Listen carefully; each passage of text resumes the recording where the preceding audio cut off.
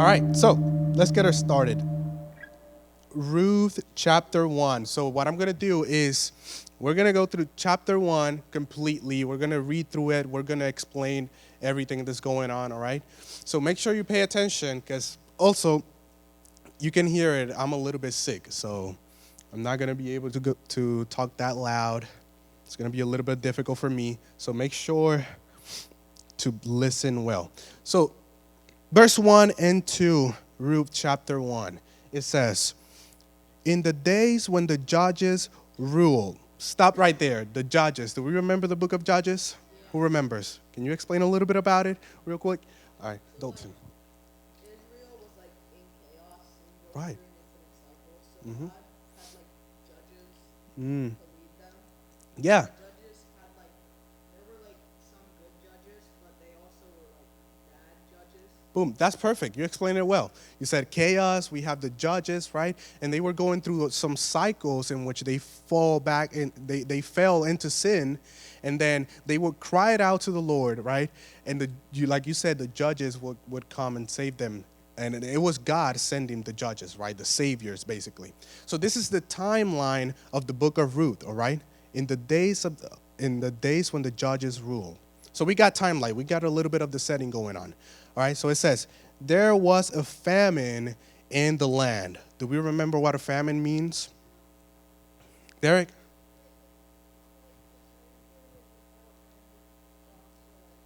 Right, perfect. Perfect explanation. So yeah, it's basically a lack of food. The crops are not growing, and that's what it is. So we got the setting perfectly. We got the time of the judges, and there's a famine going on, all right? So now let's see what happens. So a man from Bethlehem in Judah, together with his wife and 2 sons, went to live for a while in the country of Moab. The man's name was Elimelech, his wife's name was Naomi, and the name of his 2 sons were Mahlon and Chilion. They were Ephraimites from Bethlehem, Judah, and they went to Moab and lived there. So this is a family of 4 that we have here, right? And they are living where? Where? No, they're not living in Moab. They're not from Moab. Where are they from originally? Bethlehem. So they're Israelites, right?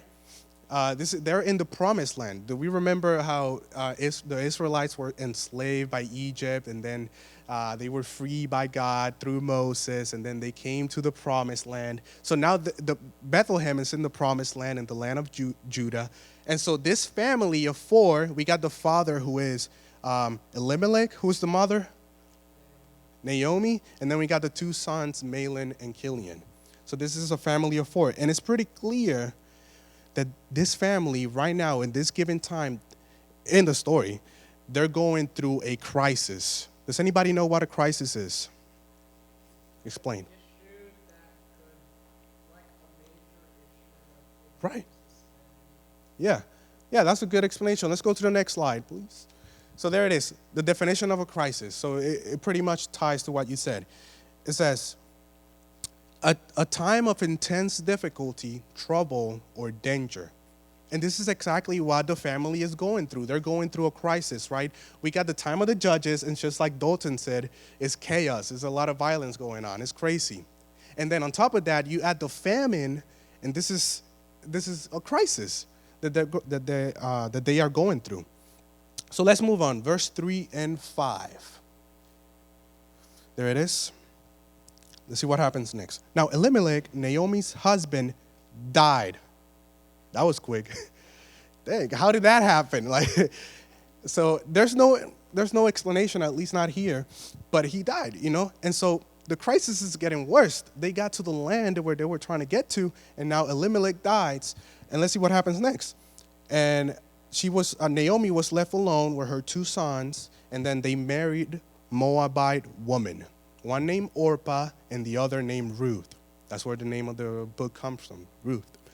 So after they had lived there about 10 years, both Mahlon and Chilion also died, and Naomi was left without her 2 sons and her husband. Talk about a crisis, right? We were talking about it before. It was a crisis when they had the famine in the time of the judges. But now Naomi loses his husband, his 2 sons. This is the worst of the worst.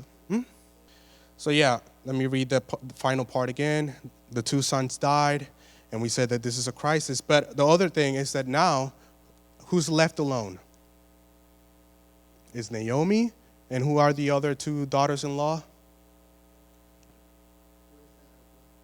Ruth and Orpah. So now they're left alone, and here's the thing. Not only are they alone, but this is crazier than, for example, in this time where a woman can be alone, she can find a job, she can live alone, and she's going to be fine. But in that time, times were different. And so for a woman to be alone in that time, it was going to be very difficult because, many of them weren't able to have property. It was difficult. They needed a husband. They needed a man in their lives so that they were able to prosper. So this is way more difficult. This is just some woman alone, and they need to depend on the people of Moab. So let's go to verse 6 and 7 and see what happens. Let's move on the story. 6 and 7, there it is. So when Naomi heard in Moab that the Lord had come to the aid of his people by providing food for them, she and her daughters-in-law prepared to return home from there. With her two daughters-in-law, she left the place where she had been living and set out on the road that would take them back to the land of Judah. So pay attention to that first line. What did Naomi heard? When she was in Moab, she heard that the people in Bethlehem, God was providing fruit for them. And you guys remember that they left because of a famine, because there was a lack of food. But now, Naomi in Moab, she heard probably from somebody in the town, God is providing for the people. And do you guys remember Nigel's teaching about the characteristics of God? Does anybody remember what it was about? About God being our what? Our provider. Isn't that a good point, right? Because God, in this book right here, in that moment, in that timeline, he's demonstrating that he is a provider, right? The famine came, and then God provided for the people of Bethlehem. And God also demonstrated that in Judges.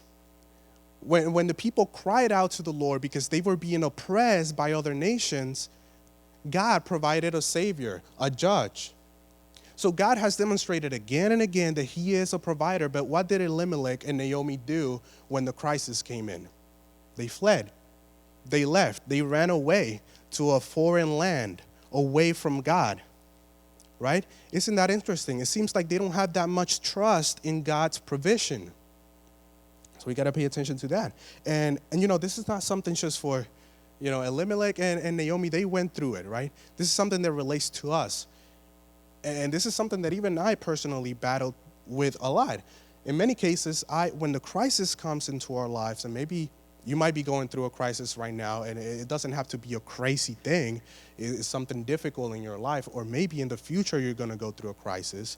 You're going to go through something because, like we said, this world is messed up, and a lot of bad things happen.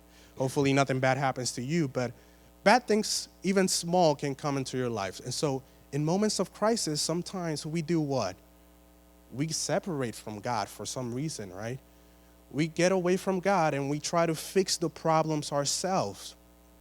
So sometimes, for example, when I'm having a bad day, I'm like, I'm having a terrible day. I don't feel like going to church today. It happened to me like 2 weeks ago, so. But it happens sometimes, and I'm just having a bad day. Or maybe I did something wrong, and I feel sinful. I feel maybe dirty, and I feel like, God, I don't want to come to you to pray. I don't want to talk to you. I don't want to talk to you tonight. I'll talk to you tomorrow, right? We want to separate ourselves from God. We want to get better first. I tell myself, hey, I'm going to get better first. I'm going to get healed first. I'm going to get pure first, and then I'm going to come to you, God. We want to fix the problem first. But what happened to Naomi and Elimelech when they went away to fix the problem? What happened to their crisis? Did it get better? What? No. It got worse. Elimelech died. Mahlon, Killian died. The situation got worse. It's never better to fix your problem away from God.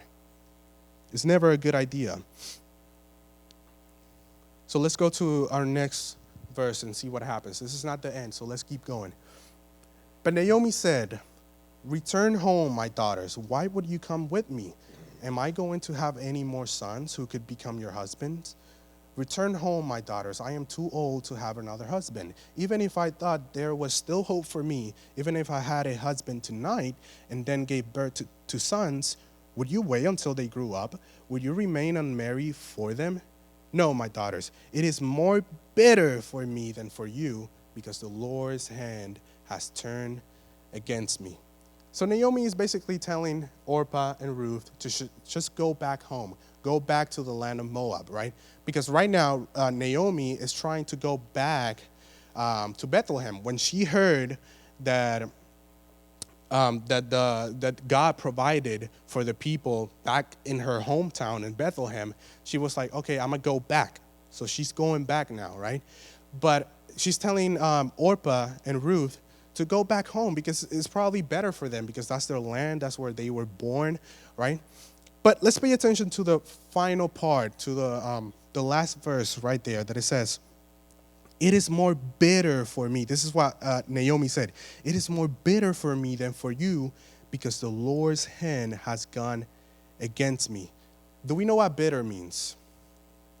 It's probably a word that you don't know about. Do we know? Can anybody explain? Or I explain it? Like something that like they said nasty or disgusting. Okay, you're sort of getting there. Yeah. So in this case, when it comes to bitter as in emotion, Naomi, it means being angry and hurt. And this is exactly how Naomi feels. She's saying, I feel bitter because of what happened, right? She lost her husband and 2 sons. She's going through a crisis, through a really bad moment, and she feels bitter with God. But here's the thing. What does she do? She's going back to God. Isn't that interesting, right?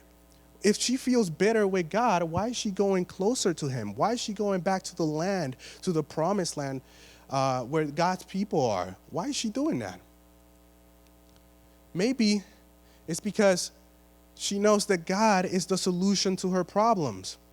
So now she's going back. Because it's weird, because here's the thing. If you feel bitter with somebody, if you're having problems with a person, you wouldn't go back to them. But Naomi is going back because either she feels like God is her solution, and also because she wants to get right with God. She's like, maybe I did something to deserve this, or maybe I didn't. But the fact is, it's better if I go back to God. It's better if I go back to the land. So let's see how that goes in verse 14 and 18. And this, they wept out loud again. So now this is an emotional scene between Orpah, Ruth, and Naomi. They're crying. And then Orpah kissed her mother-in-law goodbye, but Ruth clung to her. Look, said Naomi. So now Orpah is going back to the land. This is why they're crying. They're separating. But look at what Ruth does. No, look at what Naomi says. Your sister-in-law is going back to her people and her gods. Go back with her. Naomi's telling Ruth, go back with her. Go back with Orpah to the land of Moab, right? That's your land. But look at what Ruth says. She replied, don't urge me to leave you or to turn back from you. Where you go, I will go, and where you stay, I will stay. Your people will be my people, and your God, my God. Where you die, I will die, and there I will be buried. May the Lord deal with me, be it ever so severely. If even death separates you from me. So when Naomi realized that Ruth was determined to go with her, she stopped urging her. So what's going on here? Ruth is telling Naomi, I'm going to stay with you. I'm not going to go back to Moab. You know, they've been together for 10 years. They know each other. That's her mother-in-law. And Ruth is telling her, no, I'm going to stay with you, and I'm going to go to Bethlehem with you. And this is an amazing demonstration of faithfulness and loyalty by Ruth. Because you got to understand that this is not the best option for Ruth. It's better if she goes back to Moab, because over there she has her family. That's her people. She's familiar with the place, right? But now she's going to a completely foreign land. She doesn't know what's going to happen over there. She doesn't know anybody over there except Naomi, but she's doing that great demonstration of loyalty and sacrifice for Naomi. Isn't that a little bit, put that in contrast with Naomi's and Elimelech's trust in God. It's very different, right? So I feel like we need to be a little bit more like Ruth in this case when it comes to our loyalty and faithfulness to God, where we stay close to him at every single sense.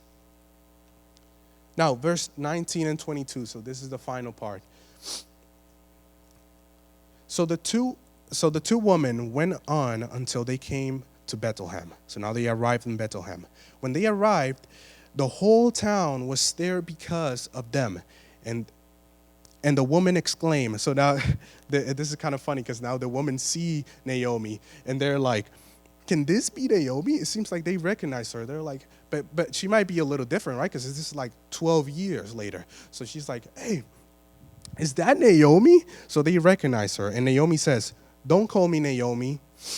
Call me Mara, because the Almighty has made my life very bitter. I went away full, but the Lord has brought me back empty. Why call me Naomi? The Lord has afflicted me. The Almighty has brought misfortune upon me. So Naomi returned from Moab, accompanied by Ruth, the Moabite, her daughter-in-law, arriving in Bethlehem as the barley harvest was beginning. So again, we see here how Naomi is what? She's bitter. She's still bitter, right? And it makes sense. She lost her husband, and she lost her 2 sons. So it makes sense. And she's bitter, but where is she right now? She's closer to God. She came to the land, right? But here's the thing. Here's the thing. How does the chapter end?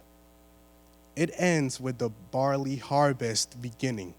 And isn't that a little bit like poetical, I would say? Even though it's just a connection that I see.